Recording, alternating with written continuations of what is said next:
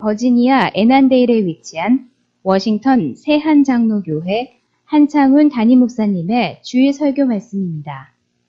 하나님을 더욱 잘 알아가는 은혜의 시간이 되시길 바랍니다. 함께 읽을 성경 말씀은 창세기 43장 33절로 34절에 있는 말씀입니다.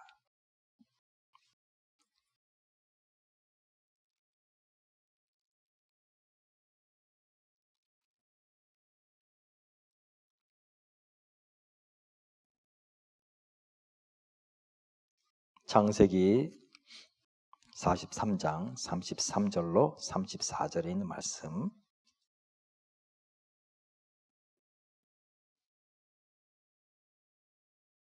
함께 읽겠습니다. 그들이 요셉 앞에 앉되 그들의 나이에 따라 앉히게 되니 그들이 서로 이상히 여겼더라. 요셉이 자기 음식을 그들에게 주되 베냐민에게는 다른 사람보다 5배나 주매 그들이 마시며 요셉과 함께 즐거워하였더라. 아멘. 젊은 신랑 신부가 있습니다. 이제 결혼식을 앞두고 모든 것을 준비하느라 너무나 분주하게 움직였습니다. 그리고 이제 결혼식 날짜가 되어 갑니다. 주례 목사님은 이제 결혼식을 앞두고 여행 연습을 하자고 합니다. 그래서 여행 연습에 참여했습니다. 여행 연습을 마치고 돌아온 그 신랑 신부는 너무나도 기쁘고 즐거워 이제 다음 날 결혼식을 이제 할 것을 기다리고 있었습니다. 그리고 이제 결혼식이 시작됩니다. 그런데 너무나 긴장한 나머지 어제 여행 연습에 했던 모든 것이 하나도 기억나지 않습니다. 모든 실수를 다 하고만 그런 결혼식이 있었다고 합니다. 여러분, 모든 것은 여행 연습이 필요합니다. 그렇죠? 백악관에 들어가면 여러분 백악관에 가서 그 대통령을 만나기 전에 그냥 만나지 않습니다. 하나하나 모든 것을 다 미리 준비시킵니다. 어디에 설 것이며 어떤 자세로 서 있을 것이며 모든 것은 예행 연습이 필요합니다. 오늘 이 본문에 보면 이제 요셉이 자기 형들을 만나는 장면을 보게 되는데 이것을 저는 가만히 보다가 이것은 만찬을 위한 연습이다라는 생각이 들었습니다. 오늘 본문의 말씀을 한번 우리가 생각해 봅니다. 이제 아버지 야곱이 베냐민을 이제 내어주지요. 유다가 간절히 호소합니다. 베냐민이 가지 않으면 양식을 구할 수 없습니다. 베냐민을 데리고 가야 합니다. 어떻게 간청해요? 우리의 소중한 동생이라고, 아버지에게도 소중한 아들이지만 우리에게도 소중한 동생이라고 그렇게 말함으로 아버지의 마음을 녹이지 않아요? 또 그 동생이 만일 돌아오지 못할 것 같으면 나 자신을 담보로 삼겠다고 그렇게 해서 아버지의 마음을 움직입니다. 아버지는 거절할 수가 없었습니다. 그래서 그가 이렇게 말하죠. 창세기 43장 14절에 전능하신 하나님께서 그 사람 앞에서 너에게 은혜를 베푸사 그 사람으로 너희 다른 형제와 베냐민을 돌려보내게 하시기를 원하노라. 내가 자식을 잃게 되면 이르리로다 라고 말을 합니다. 정말 중요한 말이에요. 야곱의 입에서 이 말이 나왔다는 사실이 놀랍습니다. 오늘 이 본문을 통해서 하나님께서 우리에게 주시는 첫 번째 메시지는 우리의 힘으로 감당할 수 없을 때에는 하나님의 손에 맡기라는 것입니다. 주님의 손에 맡길 때 하나님은 우리가 생각하는 것 이상으로 역사하시기 때문입니다. 양식은 다 떨어졌습니다. 이제 베냐민을 보내지 않으면 그들은 다 굶어 죽을 수밖에 없습니다. 이 어려운 상황에서 아버지 야곱은 결단을 해야만 했습니다. 그러나 자기의 능력으로는 어떤 것도 할 수 없다는 것을 깨달았기 때문에 아들 베냐민을 보내기로 결단합니다. 그런데 그가 하나님 앞에 드리는 그 기도를 보십시오. 뭐라고 말해요? 전능하신 하나님이라고 말을 해요. 전능하신 하나님. 여러분, 야곱은 하나님을 정말로 만났던 사람입니다. 그의 인생에 있어서 하나님을 빼놓고 말할 수가 없어요. 생각해 보십시오. 그가 자기 형님 에서의 그 복수를 피해서 바단 아람으로 도망갑니다. 도망갈 때 그가 그 베델에서 하나님의 천사들을 보죠. 하늘까지 닿는 사닥다리에 하나님의 천사들이 오르락 내리락 하는 것을 보고 거기서 하나님의 음성을 듣게 됩니다. 그리고 하나님께 기도하죠. 내가 여기 다시 돌아올 때까지 하나님 나를 지켜주시면 내가 베고 잤던 이 돌, 이것이 하나님의 전이 될 것이요, 하나님 내게 주시는 소득의 10분의 1을 내가 드리겠다고 그가 하나님 앞에 고백해요. 하나님이 그와 함께 하십니다. 20년 바단 아람에서의 세월은 험한 시간이었습니다. 삼촌으로부터 속고 또 속고 또 속고 그런 속임의 연속이었어요. 그러나 하나님은 그를 축복하셔서 그에게 12명의 자녀를 주시죠. 그리고 그가 돌아옵니다. 돌아오는데도 그의 마음은 두렵기 그지없습니다. 왜요? 자기의 형님 에서가 아직도 자기를 기다리고 있기 때문이죠. 그 형님 에서를 만나기 전에 그가 얼마나 하나님 앞에 엎드려 기도합니까? 야복강가에서 그는 목숨을 다해 기도합니다. 하나님의 천사인 줄 모르고 누군가가 그와 씨름할 때 그가 그에게 부탁하죠. 내가 당신이 나를 축복해 주지 않으면 당신을 내가 보내주지 않겠노라고. 결국에 환도뼈를 때리고 환도뼈가 부러지고 난 뒤에야 야곱은 그 천사를 놓아주죠. 하나님의 사람, 하나님이었죠. 그렇게 만났던 하나님이었어요. 그렇죠? 전능하신 하나님, 그럴 때 야곱에게 있어서는 자기가 만났던 그 하나님을 그는 생각할 수밖에 없어. 그의 인생 구비구비마다 역사하셨던 그 하나님을 그가 지금 바라보고 있는 거예요. 여러분들이 이민 초기에 아무것도 모른 채 영어도 미국 문화도 아는 사람도 아무것도 모른 채 미국에 왔어요. 물론 여러분 가운데는 이제 친척이 먼저 와 계신 분들도 있었지만, 그러나 미국에 대해서 전혀 알지 못하는 상태에서 첫 발을 내딛고 정말 하나님밖에 붙들 수가 없었기 때문에 하나님만을 붙들면서 그렇게 기도하면서 그렇게 지나오셨던 분들이 아마 많이 있었을 거예요. 그런데 시간이 흐릅니다. 시간이 흘러 야곱은 예전에 그렇게 하나님을 붙잡았던 그 야곱은 그 이후로 모든 야곱의 이야기 속에서 우리는 야곱이 하나님을 그렇게 예전처럼 붙들었다는 것을 볼 수가 없습니다. 보십시오. 요셉이 사라지고 난 이후에 야곱의 삶은 완전히 바뀌었어요. 그가 요셉이 사라지고 난 뒤에 하나님을 찾고 부르짖었다는 성경 구절이 어디에 있습니까? 유다가 낳은 두 아들이 먼저 세상을 떠났다는 소식을 들었을 때 할아버지인 야곱이 하나님께 부르짖었다는 얘기가 성경에 어디에 있습니까? 유다가 며느리를 통해서 아들을 낳았다는 소식을 들었을 때, 이 수치스러운 소리를 들었을 때 그가 하나님을 찾았다는 이야기가 성경에 어디에 있습니까? 기근이 심해서 이제 먹을 양식이 다 떨어져 가는데 그때 야곱이 하나님을 찾으며 부르짖었다는 말이 성경에 어디에 있습니까? 아들들이 애굽에 갔다가 돌아옵니다. 그런데 안타깝게도 시므온이 돌아오지 못합니다. 시므온은 잡혀 있습니다. 그 말을 듣자 가슴을 찢으면서 하나님 부르짖었단 말이 성경에 어디에 있습니까? 야곱은 아무것도 하지 않았어요. 좌절하고만 있었던 그 야곱이었어요. 아무것도 하지 않아요. 그런데 그가 바뀌어가기 시작해요. 언제요? 지금. 전능하신 하나님이라는 말을 그 입에서 합니다. 전능하신 하나님께서라는 그의 입술의 고백으로부터 그의 삶이 다시 깨어나고 있는 것, 그의 신앙이 다시 깨어나고 있는 것을 성경은 말해주고 있습니다. 창세기 43장 11절에 성경 기자는 이렇게 기록합니다. 그들의 아버지 이스라엘이 그들에게 이르되 그러할진대 이렇게 하라 하면서 모든 좋은 그 땅에 좋은 것을 다 가지고 가라. 가서 애굽에서 양식을 사오라고 말할 그때 성경 기자는 그의 아버지의 이름을 야곱이라고 부르지 않아요. 이스라엘이라고 불러요. 이 말은 곧 그가 바뀌어가고 있다는 거예요.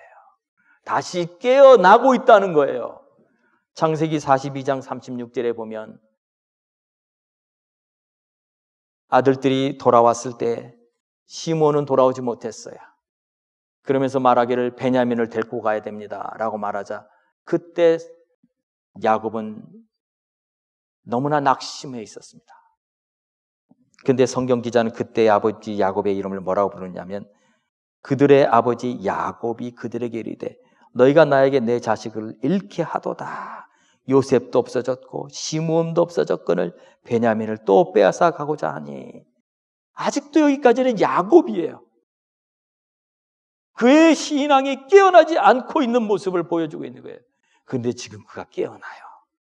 전능하신 하나님을 부르짖으면서 그의 영혼이 깨어나기 시작할 때 성경 기자는 그를 이스라엘이라고 부르기 시작하는 겁니다. 여러분, 지금까지 그가 무엇을 하고 있었던 거예요? 그냥 움켜쥐고만 있었어요. 요셉이 사라지고 난 이후에 베냐민까지 잃어버릴까 봐 그냥 움켜쥐고만 있었어요. 아무도 못 가져가게. 아무도 베냐민을 손도 대지 못하게. 왜요? 자기의 가장 사랑하던 아내 라헬의 유일한 소생이 이제는 베냐민밖에 없다고 생각했기 때문이지요. 그런데 지금 그는 깨달아요. 더 이상 움켜잡을 수가 없다는 것을 깨닫게 됩니다. 여러분, 아무것도 움켜잡을 수 없을 때 여러분 끝까지 그것을 움켜잡고 있다고 해서 문제가 해결되는 것은 아닙니다. 오히려 그 움켜잡은 손을 펴서 하나님께 맡겨드려야만 하는 것이죠. 인생에는 포기해야 되는 때가 많이 있습니다. 예수님을 만난 부자 청년이 예수님께 물었습니다. 선생님, 내가 무엇을 하여야 영생을 얻으리이까? 예수님께서 뭐라고 대답하세요? 말씀을, 율법을 지키라고 말해요. 사랑하라고. 그러자 이 청년이 뭐라고 그래요? 내가 이 모든 걸 다 했습니다. 그래요. 그래서 예수님께서 한 가지 더 말씀하시죠. 내 소유를 다 팔아 가난한 사람에게 주고 너는 나를 따르라. 그러죠.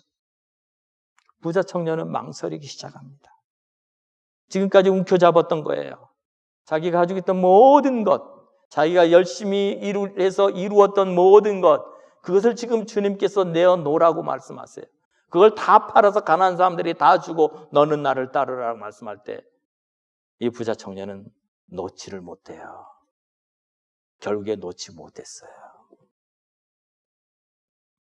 야곱은 지금 베냐민을 꼭 붙들고 있습니다.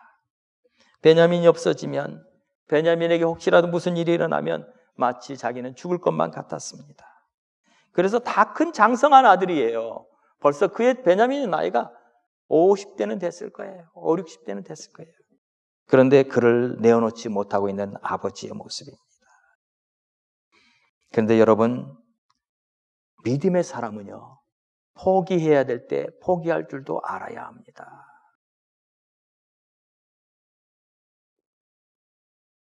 야곱이 결국에는 자기의 손에서 베냐민을 내어놓습니다.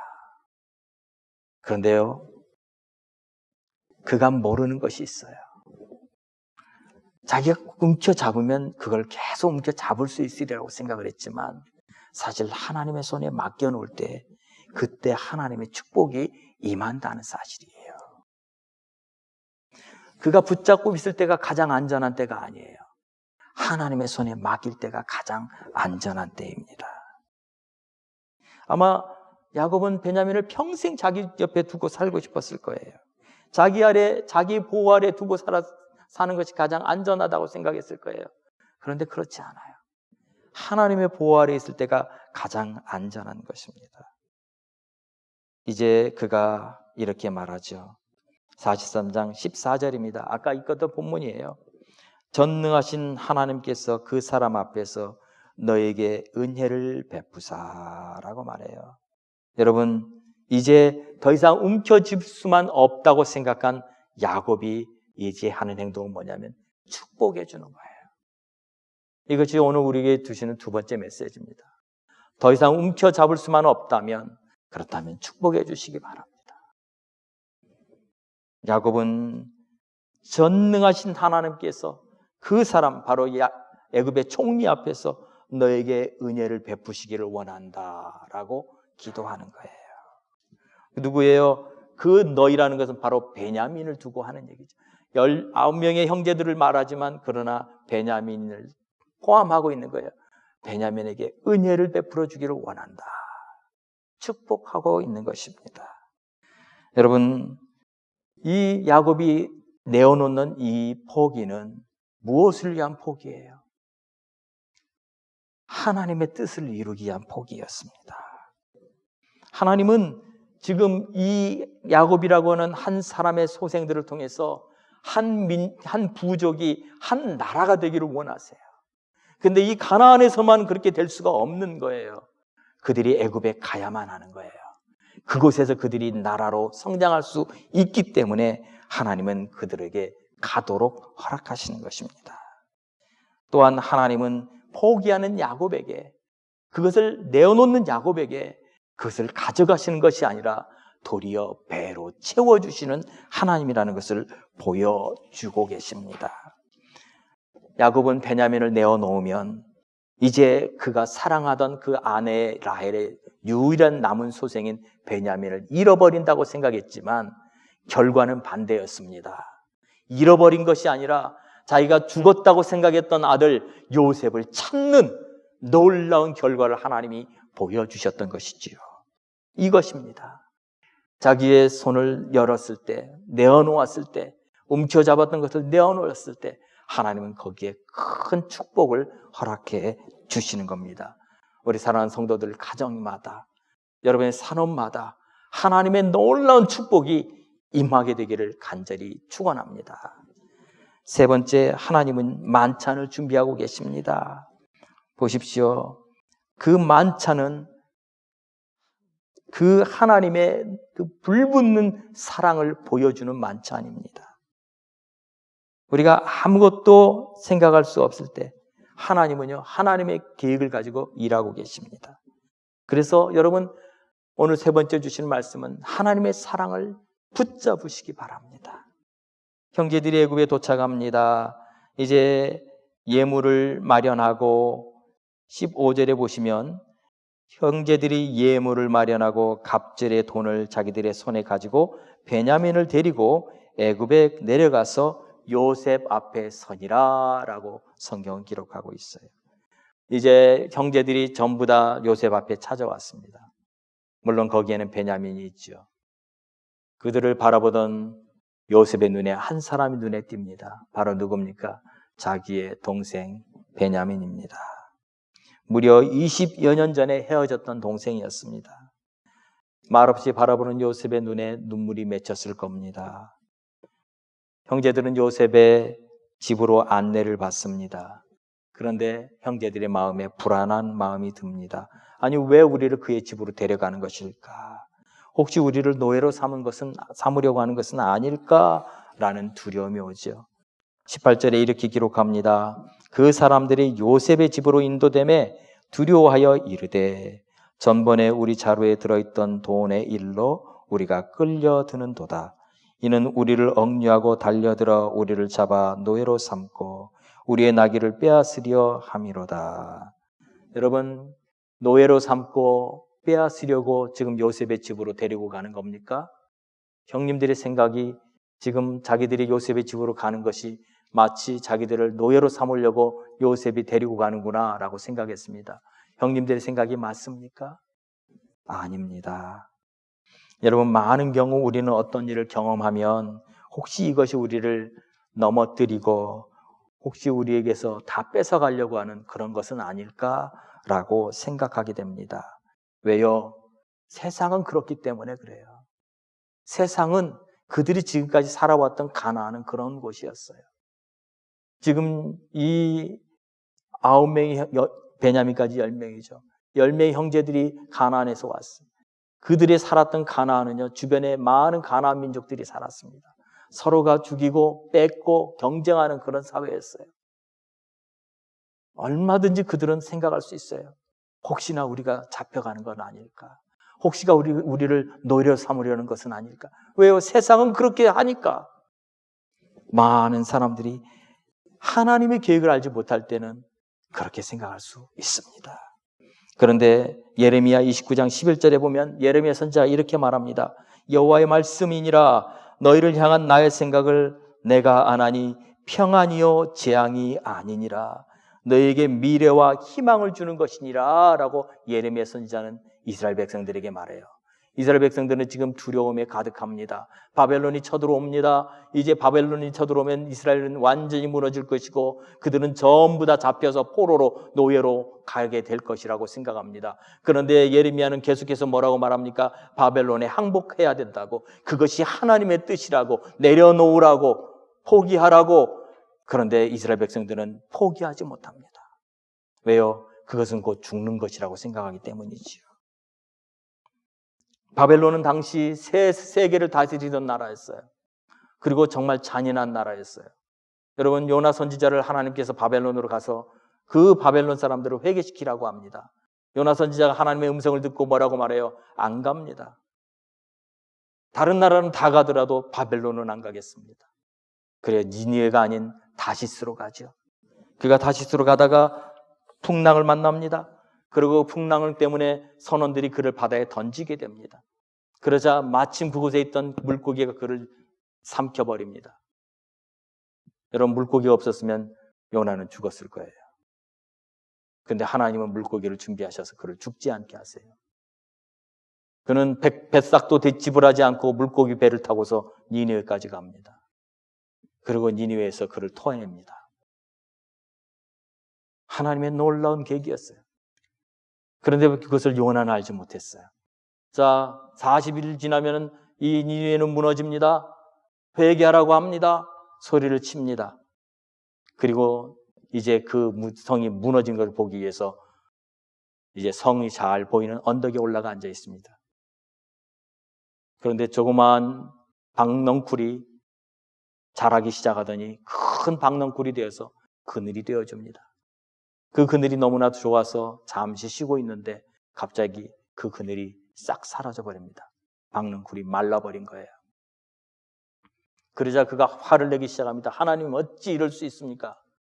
어찌 이럴 수 있습니까? 이 박넝쿨을 말려버리시다니요. 그래서 하나님의 음성이 들려옵니다. 하룻밤에 났다가 하룻밤에 말라버린 이 박넝쿨을 내가 아꼈거든. 하물며 이 큰 성읍 니느웨에는 좌우를 분별하지 못하는 자가 12만여 명이요 가축도 많이 있나니 내가 어찌 아끼지 아니하겠느냐. 하나님의 생각을 알지 못했던 요나는 불평하며 하나님 마치 그 니느웨가 회개하면 큰 일이 날 것처럼 그렇게 생각하고 있었던 것이지요. 그러나 하나님의 생각은 우리의 생각보다 큽니다. 하나님 이스라엘 백성들에게 미래의 꿈과 소망을 주시기 위해서 이스라엘 백성들로 하여금 바벨론으로 가라고, 항복하라고 말씀했던 것이지요. 항복하는 것은 수치가 아닙니다. 하나님의 계획입니다. 포기하는 것은 수치가 아닙니다. 하나님의 뜻을 이루는 것입니다. 그런데 그들은 끝까지 하나님의 음성을 듣는 것을 거부했습니다. 지금 형제들은 두렵기 그지없습니다. 요셉의 집에 가면 그들은 마치 노예로 잡힐 것 같아요. 그러자 이제 그 집으로 들어가면서 형제 중에 한 명이 그들을 인도해가는 요셉의 가정 총무에게 이렇게 말을 하죠. 43장 20절입니다. 이르되 내 주여 우리가 전번에 내려와서 양식을 사가지고 여관에 이르러 자루를 풀어본즉 각 사람의 돈이 전에 그대로 자루 어귀에 있기로 우리가 도로 가져왔고 양식 살 다른 돈도 우리가 가지고 내려왔나이다. 우리의 돈을 우리 자루에 넣은 자는 누구인지 우리가 알지 못하나이다. 무슨 말을 하고 있는 거예요? 혹시 우리를 지금 돈 때문에 우리를 잡으려고 하는 거냐고. 지난번에 우리 집에 가보니 그 자루에 돈이 있는 것을 알았다고. 그것은 우리가 당신들에게 주려고 했던 돈인데 누가인지 모르지만 그것을 우리 자루에 도로 집어넣었다고. 우리의 잘못이 아니라고. 그는 변명하기 그치 없었습니다. 결백을 주장합니다. 그런데 요셉의 집 가정총무가 뭐라고 말하는지 여러분 한번 들어보세요. 창세기 43장 23절이에요. 같이 한번 읽어볼까요? 그가 이르되 너희는 안심하라 두려워하지 말라. 너희 하나님 너희 아버지 하나님이 재물을 너희 자루에 넣어 너에게 주신 것이니라. 너희 돈은 내가 이미 받았느니라 하고 시몬을 그들에게로 이끌어내고. 여러분 이 놀라운 말 아니에요? 놀라운 말이에요. 두려워하지 말라. 너희 하나님, 너희 아버지 하나님이 너에게 주신 것이니라. 여러분 이 애굽 사람이 어떻게 이런 말을 할 수가 있었어요? 애굽 사람이 어떻게 이런 말을 할 수가 있어요? 놀랍지 않아요? 그의 입에서 너희 하나님이라는 말이 나온 것도 놀랍고 또 하나는 이것이 하나님 너에게 주신 것이라고 말하는 것도 놀랍고 마치 이 모든 것을 다 알고 있는 사람처럼 이야기하고 있습니다. 그렇습니다. 그는 다 압니다. 이들이 요셉의 형들인 것도 알았을 겁니다.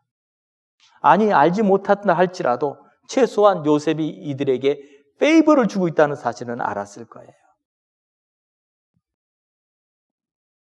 요셉의 정말 가정총무는 신실한 사람이었어요.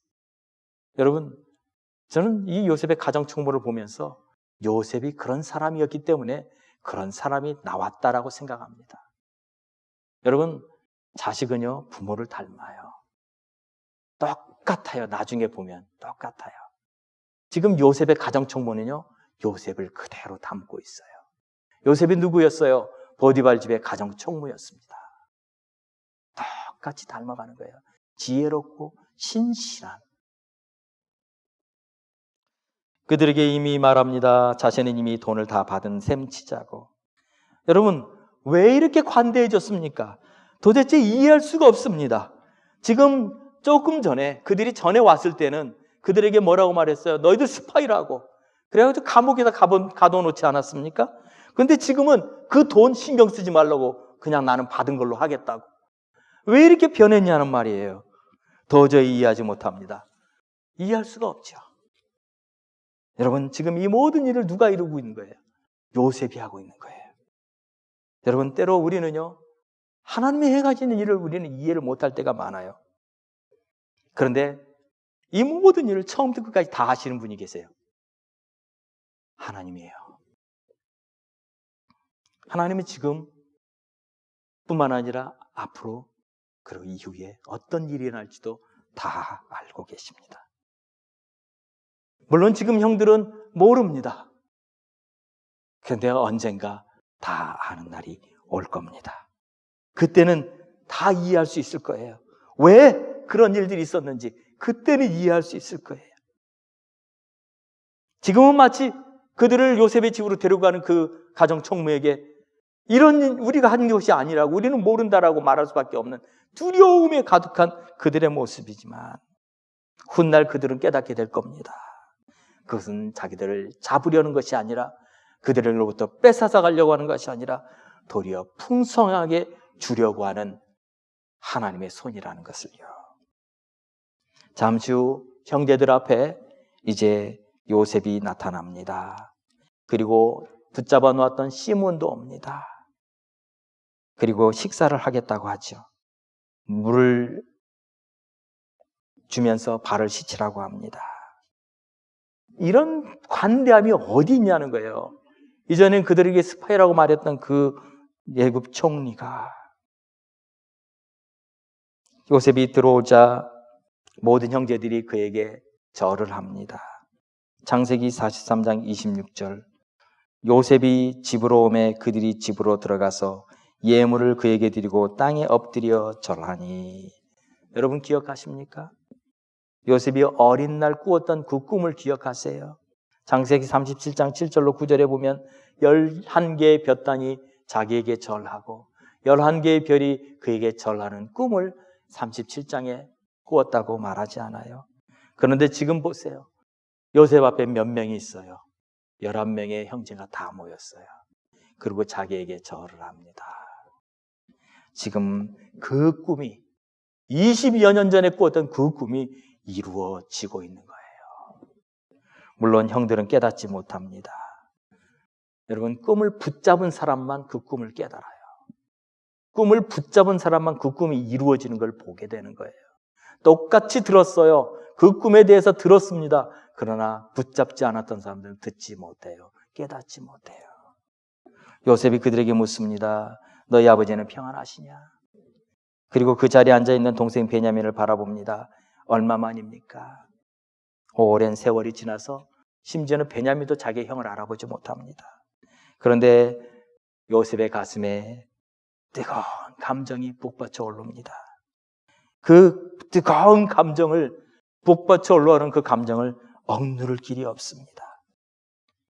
여러분 혹시 남북 이산가족 그 상봉이라고 하는 프로그램을 보신 적 있으실 겁니다. 그 프로그램을 보니까 물론 지금은 이제 거의 그 프로그램이 사라지고 있어요. 왜냐하면 나이들이 너무나 많아져서 이제 많은 분들이 생존해 있지 않으십니다. 죽은들만 알았던 자기의 부모와 형제들을 만날 때 그들은 말을 하지 못합니다. 그냥 부둥켜 안고 엉엉 울기만 합니다. 살아있었구나, 살아있었구나. 그 말밖에 하지 못해요. 그 중에는 그들의 서로가 하지 못한 말 때문에 너무나 많은 말이 있잖아요. 너무나 많은 말을 하고 싶은데 할 수가 없잖아요. 가슴에만 묻어두었던 그 말들, 그것을 그들은 눈물로 그렇게 보여줍니다. 그들이 그 이산가족 상봉 프로그램에 참여하기 위해서 보통은 1년 이상 기다렸을 거예요. 가족조사 다 하고 신분조사 다 하고 북한에 가도 되는지도 보고 그리고는 그때가 되기 위해서 얼마나 많은 준비를 했겠어요. 또 보면은 자기의 그 만날 친척들에게 줄 거라고 해서 가방에다가 이것저것 다 싸가지고 끙끙거리고 가져왔어요. 그리고 그 사람들이 이제 북한 평양까지 가는 동안 또 차를 타고 갑니다. 그런다고 해서 바로 만나는 것도 아니에요. 거기서 기다리고 있으면 그 친척들이 오는데 그것도 잠깐, 많이 해야 이틀 얼굴 보고는 다시 또 눈물을 흘리면서 헤어지죠. 분단된 현실 때문에 다시 만날 수 없다는 이 안타까움 때문에 그들은 헤어질 수가 없습니다. 눈물로 또다시 돌아옵니다. 지금 요셉의 마음이 그렇지 않았을까요? 북받치는 감정을 숨길 수 없어서 결국 혼자 몰래 눈물을 훔칩니다. 그런데 이 북받쳐 올라오는 이 감정을 영어 성경과 히브리 성경은 이렇게 표현을 해요. 우리 한글 성경은 요셉이 아우를 사랑하는 마음이 북받쳐라고 나와요. 그냥 북받쳐라고 나와요. 그런데 이걸 히브리 성경은 뭐라고 표현을 하고 그 다음에 영어 성경은 뭐라고 표현하면 우리의 뱃속에 이 장이 뒤틀린다라고 성경을 써요. 우리의 뱃속에 장이 뒤틀린다고 그래요. 여러분 제가 여러 가지 성경책을 한번 봤어요. 현대인의 성경은 이렇게 썼습니다. 요셉은 자기 동생을 보고 가슴이 미어지는 것 같아서라고 나와요. 공동 번역은 이렇게 썼습니다. 요셉은 동생이 애처로운 생각이 끌어올라라고 했어요. 그런데 킹 제임스 버전은 이렇게 썼습니다. And Joseph made haste, for his bowels did on upon his brother. 그의 bowels, 이 장이 뒤틀린다라고 성경인데 이게 바로 원어 성경을 그대로 번역한 거예요. 킹 제임스 버전은 원어 성경을 문자적으로 번역을 한 성경입니다. 얼마나 아픈지 자기 가슴이 얼마나 이 장이 뒤틀리는 것처럼 아픈다고 그렇게 표현하는데 여러분 이 표현이 성경에 두 군데가 더 나와요. 이 똑같은 단어를 사용하는 것이 두 군데가 더 나오는데, 하나는 호세아 11장 8절입니다. 호세아 11장 8절의 후반절에 보면은 내 마음이 내 속에서 돌이키어 나의 긍휼이 온전히 불붙듯 하도다. 여러분, 나의 긍휼이 불붙듯 하도다 하는 것은 하나님의 마음이에요. 범죄한 이스라엘을 향하여 하나님은 그들이 돌아오기를 간절히 바라는 그 마음으로 내 가슴이 불불듯 하도다라는 말할 때 똑같은 내 장이 뒤틀린다라는 표현을 썼어요. 또 한 군데는 열왕기상 3장 26절입니다. 이 이야기는 여러분 잘 아실 거예요.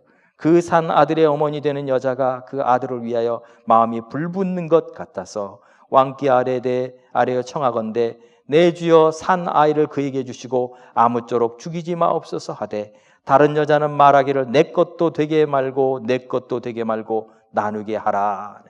이건 무슨 얘기예요? 솔로몬 왕 앞에 나온 두 엄마였습니다. 엄마 중에 두 아이들이 있었는데 두 아이 중에 한 명이 죽었어요.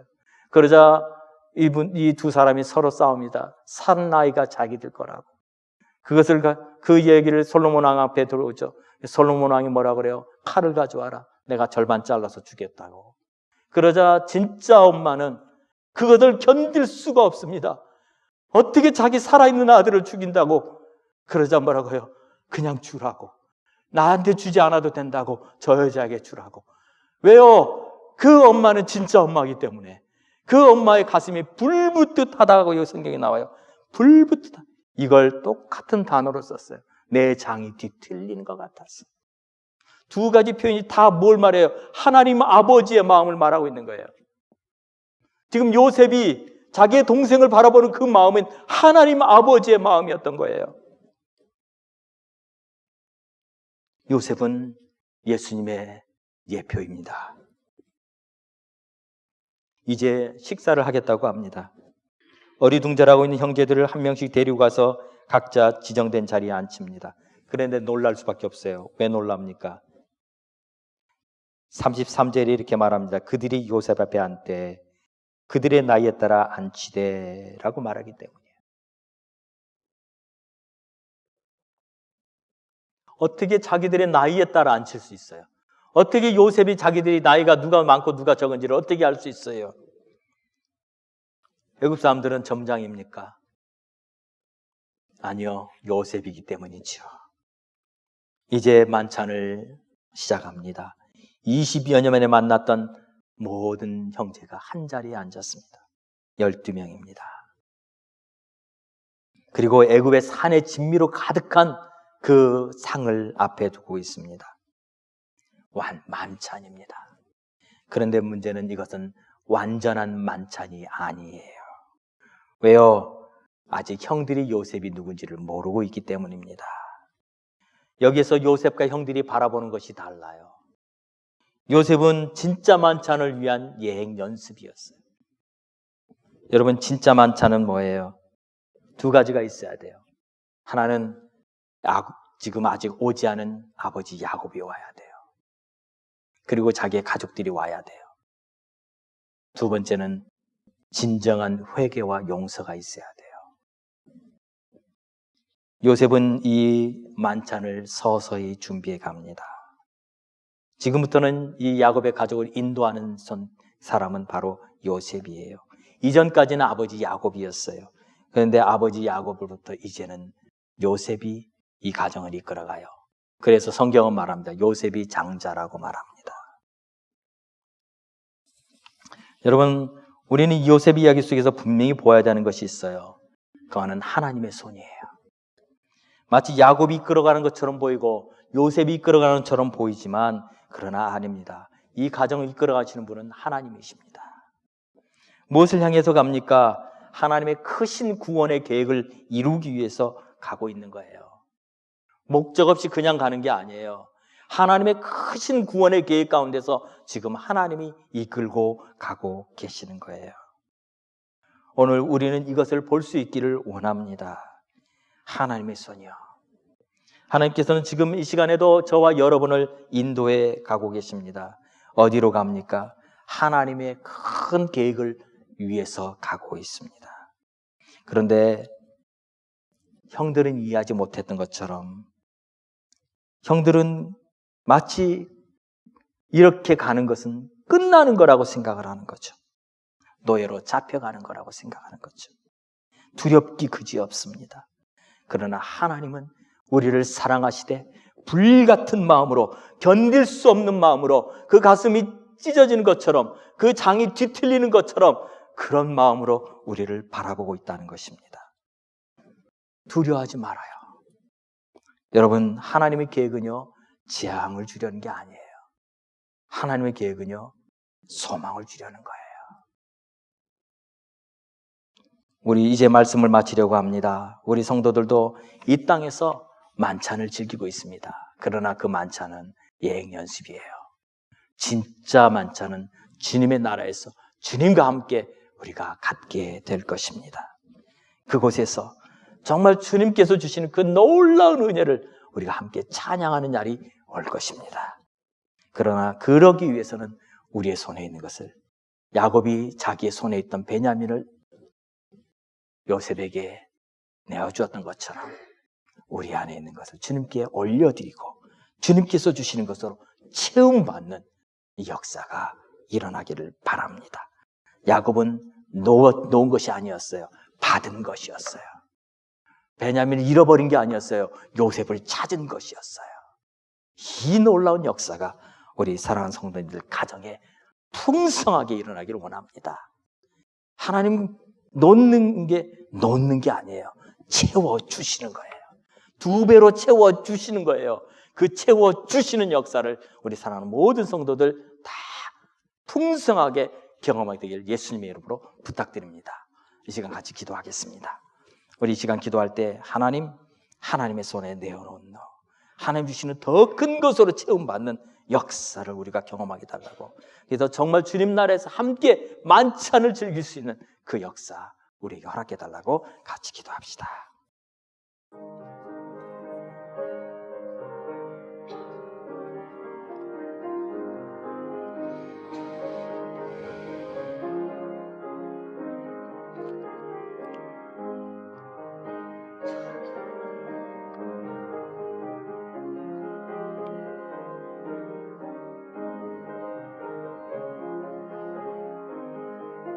살아계신 아버지 하나님 감사합니다. 오늘 아버지 하나님, 요셉의 형제들은 이 일이 하나님으로부터 인한 것인 줄 몰랐습니다. 그래서 그들은 마치 잡혀가는 것인 줄 알았고 노예로 팔려가는 것인 줄 알았고 그들은 그래서 모든 것이 다 끝나버리는 것이라고 생각했었지만, 하나님의 크신 계획은 하나님 그 가정을 새롭게 하고 그 가정을 향한 하나님의 놀라운 뜻이 이루어지기를 원하시는 것이었습니다. 오늘 아버지 하나님, 우리의 삶 가운데도 오늘 찾아오셔서 우리의 삶에 하나님의 놀라운 은혜를 채우시는 귀한 놀라운 축복을 경험하는 우리 성도들 되게 하여 주옵소서. 예수님의 이름으로 기도하옵나이다. 아멘.